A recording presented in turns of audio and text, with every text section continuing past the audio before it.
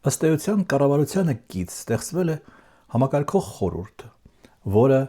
գլխավորում է երկրի վարչապետը եւ որի նպատակն է պաշտոնանք անել ամենայն հայոց կաթողիկոսին։ Կառավարությունը, վարչապետը օժտված են բազմաթիվ վարչական եւ ուժային լծակներով, իրավասություններով, որոնք նրանք օգտագործում են այդ եւ այլ քաղաքական նպատակների համար։ Բայց Փաշինյանը ասում է, որ այդ ամենը նա անում է որպես քաղաքացի։ Այսինքն, որպես քաղաքացի նա հրահանգել է դատարաններին եւ քննիչներին, դատախազներին ազատազրկել 4 եպիսկոպոսներին, որպես քաղաքացի նա իր թիմով եւ ԱԱԾ-ով ոստիկանությամբ ներխուժում է եկեղեցիներ եւ ստիպում է անցկացնել այնպիսի պատարակներ, որոնք ճակերտավոր պատարակներ, որոնք իրեն ձեռնտու են, իրեն դուր են գալիս,